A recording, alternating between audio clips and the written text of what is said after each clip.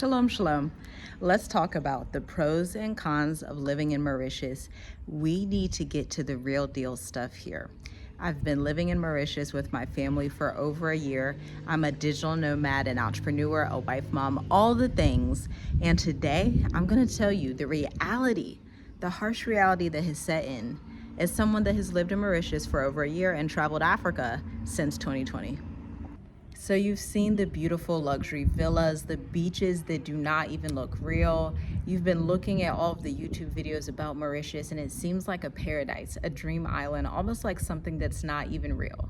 But if you're a digital nomad, a business owner, an entrepreneur, there are a few things that you need to think about and consider before making this move. You need to have more than just a passport and a dream. You need tactical guidance and solutions. Listen to this before you make a big move like this, okay? Shall we talk about why so many people around the world are quietly moving to Mauritius? If you didn't know, they have a 1-year renewable digital nomad permit, okay? It's called the Premium Visa. Check it out on the Mauritius Economic Development Bank website, okay? It allows you to work here as a remote worker, a W-2 employee of your own company or for another company, an online business owner, an education consultant. Maybe you're in finance, you're in tech, you're in real estate, whatever industry you're in. If you make money online and you have your banking statements in order, you have all your documents, then you can get this free multiple year visa. You renew it every year, but it's free to receive as long as you make $1,500 per month, okay? So let's talk about the strong infrastructure, because this is what makes the digital nomad visa so attractive. We're also living on an island that has super strong infrastructure. There are only a handful of countries in Africa that even have digital nomad visas, i.e. Namibia, South Africa, Kenya, Cape Verde, and Seychelles, as well as Mauritius. These are the only countries that currently have digital nomad visas. And the term digital nomad, it literally means someone who travels and works online, okay? And so you're coming to the country promising that you're not going to work in their economy. You're going to work for your US, your Dubai, your Australia, your African clients, wherever your clients are. You're not entering the Mauritius labor market, okay? And aside from that type of infrastructure like internet, you also have reliable electricity. Like our power has went out the most that it ever has, which was last week for like 5 to 15 minutes. Coming from East Africa, we've traveled since 2020, so we're not new to the nomadic travel lifestyle, investing abroad type of lifestyle. So that's also lessens our barrier to entry and issues with patience and things like that. But coming from Tanzania, living in Tanzania long-term for multiple years, power would stay out for hours. And there are some places water would be out, water would be unclean. Mauritius has clean water. They've totally abolished malaria, period. Their healthcare infrastructure is fantastic. Homeschooling infrastructure is fantastic because you have all these different bookstores, you have these different parks, these different museums. There is so much for families to do here that is just phenomenal, okay? In fact, one of the downsides to having so much to do, quite honestly, is that there's so many options that almost gives you decision fatigue, which is something that I wanted to touch on. Like, I'm living in a country where they speak French, they speak African Creole, they speak English. People from all over the world come here from China, Korea, Indonesia, Europe, Congo, South Africa, Ghana, Nigeria. There are so many different cultures here, and sometimes it can feel a bit overwhelming where you're like, okay, how do I get steady ground here? Because there's so many different people, so many different cultures. Even local Mauritians themselves look vastly different, and it's such a beautiful thing. But you do have to kind of take time and kind of say, okay, like, where am I going to go? What area do I want to be in? What are my values? Like, what's important to me, so that you can decipher where you want to be, what you want to do, where you want to shop at, where you want to eat at, all of those wonderful things. Because like I said, there's so many options out here.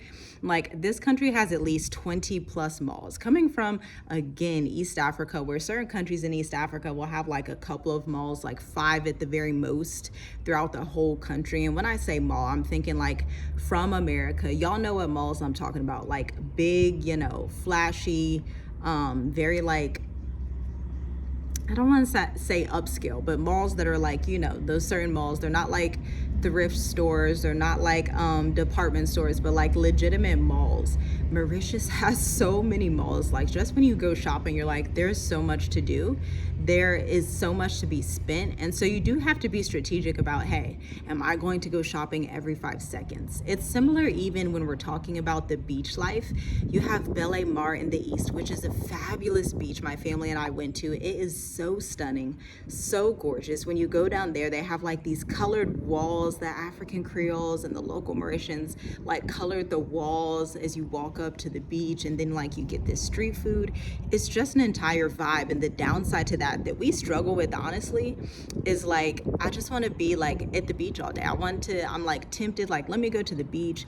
Oh, they have something down there called Gree. Let me go see what that is. Oh, they have this over there. Oh, they have this other beach that we didn't see. Oh, they have like the 7 colored earth. There is like too much to do. Again, it can cause that paralyzation, that overstimulation, especially when you are just trying to focus and work. I do have to reel myself back in and say, hey, today I have these contracts that I have to execute. We just don't have time today to go all over the place and explore every different thing that there is. You're also going to find excellent co-working spaces out here like Workplace 17, The Ground workspace down in Black River Tamarind in the south.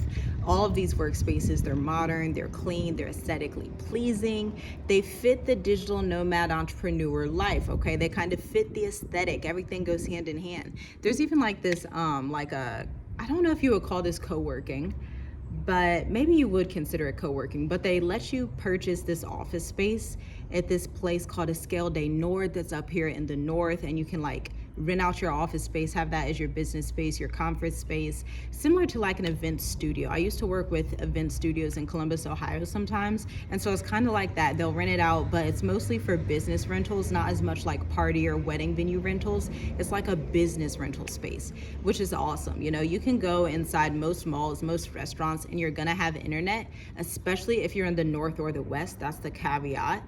If you're in the south and the east, it's a little bit different unless you're in Myburg, which is where the airport is. That's a fantastic place to live. But if you were to go in the Southland in the airport and then go somewhere like Rosebell or New Grove, the internet's a bit sketchy in those areas. And so you do want to do your due diligence, either talk to somebody on the ground, binge these videos, whatever you need to do so that when you land, you're in the most advantageous space as possible. But oh my gosh, I forgot. If you're not already a member, what are you doing? We have 71 plus members behind the scenes that have already unlocked 56 plus videos on our journey from East Africa to Mauritius. Some of our members already live here and received their digital nomad visas and are living their best life. And guess what? It was very simple for them because they took the exact steps that we took when we took them. And so they know what neighborhoods, they know what schools, they know where to go, what to do, what to look out for. They know all those things because they're subscribed behind the scenes on members only. And if you want to join, you're gonna have to join on your laptop, not on your phone, okay? YouTube wants you to join on your laptop. So I'll give you a minute to do that. Another downfall, somebody, if you're Mauritian, you can tell me, I'm not sure if it was this hot around this time last year, but it's so hot. Like, I'm so thankful we have a villa with a pool. Like, I really might jump in right now. Before getting this next batch of work done, I might jump in because it's that hot. As you can see, I've just been sitting here with you for the past 8 minutes and I'm already sweating like crazy. It is extremely hot. The sun is sunning, it's beating down. Remember, I live on an island in the middle of the ocean on the African tectonic plate. It low-key looks like rain, but it may pass. You never know what the weather is going to do on an island. But one thing you do know, especially if you live in the north of the island, it's gonna be hot, okay? Now, if you were to live somewhere in the suburban central areas like Mocha, like Vacoat's Phoenix, like what's that other place, Cortaire-Bornés, those areas are elevated in height. And so like, if we drive to those areas from where we are, we're driving up into the mountains to get to the central area, okay? So obviously if you live in that area, it's much cooler. it feels a little bit more local. There's less expats, but I actually do enjoy the international expat life, not gonna lie. I like seeing different things. I like seeing these different attractions. I like the vibes up here. And I've been to a lot of places on the island, but I really do enjoy living on the north of the island. If not the north, perhaps the west. I like the west as well. Went out there, saw a few villages they have out there, and it's just, oh my gosh, it's so quiet. But thinking and speaking of peace, serenity, and quietness, this can be a downfall, especially if you're not an introvert, if you're not a homeschooler, if you struggle to be by yourself and to your family and to focus, if you're someone that has to like always be out somewhere, always be entertaining or be entertained, you may find it difficult here because Mauritius is a family-based society. Mauritians, especially like expats who come here, they're coming here with families. They're coming here to raise their family, work, and focus. They're not really coming to like be everywhere, do everything, go and do this, go and do that. Now they do have different meetups. There are different groups you can join. Just look for them on Facebook with maybe like single expats that are maybe like meeting at the beach or something like that. But to be honest, a lot of us, especially diasporans, we stay to ourselves and we work and we raise our children and we have a good time and we call it a day. People come out here to live their regular lives. They don't come out here to like do vast movements and just do all this extra stuff to be in everybody's face. Mauritius tends to attract quiet, reserved, focused entrepreneurs that can drive results and drive them quickly. And so if you align with that, that's probably why you like this video, why you're even looking into Mauritius, okay? And before I stop, I also want to let you know that this island is perfect for you if you fit any of the above that I just spoke about. If you have your ducks in a row, you have your business, you have your remote work contracts, you're a consultant, you're able to, you know, kind of shift and calm down a bit and not be so loud and Western, but kind of calm down and put on like this African and Eastern way of living that's very much quiet, very much stay to yourself. You know, there's so many different people here that you just wouldn't even know are here. And with the community that's here, like you would have to seek them out. So you would have to be very diligent about seeking people out if you want to be connected to people. For example, when I got my hair done, I got my braids done a few weeks ago, I had to seek that out. There's not like a huge poster that says, get your braids done over at this specific area. Like, no, you have to seek these things out, talk to people on a very slow, lowly level. Like that's how people communicate here. It's very much like modest and meek. And like, if you're just doing too much, or if you like want all this attention on you, or you want to cause attention and drama, then you're probably not going to resonate. I think that's why a lot of people, when they come, even like if they come and they land in the airport or immigration, or they stay for like a week, they're like, oh, it's too boring. And it's like, I mean, yeah, it is very quiet. You may call it boring. I call it blessed. I think it's such a treasure.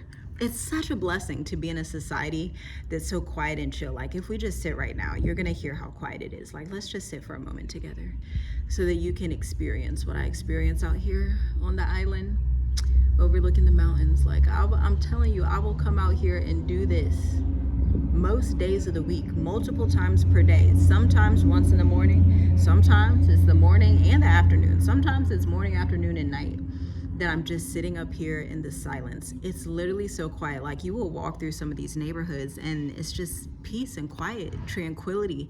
You'll see like some banana trees, some coconut trees, some moringa. You'll see the mountains in the background. You'll see flowers everywhere, a few dirt roads as well, which I love. That just reminds me to be humble and to have this like off-grid mindset. It really does feel like you're off-grid, but you're on an island in the middle of the ocean, okay? On the African tectonic plate. Mauritius is in Africa, and it's just an experience that I think most people on earth should get to experience. This tranquility, this peace. I never thought that I would live on an island. I never thought that I would love living on an island this much, but I mean, Mauritius is home. I absolutely love it. I absolutely love the peace, and peace is priceless, guys. Like, peace is absolutely priceless. But if you found value in this, share this to Facebook groups with expats. Share this to Facebook groups with digital nomads. Share this to Facebook groups, you know, all over for people that are thinking about leaving the West, leaving it behind for good, because this is honestly one of the best countries to leave America for. Period. Shalom, shalom. I'll see you in the next video. Make sure you watch the Mauritius Africa playlist if you got any value from this video. Talk soon.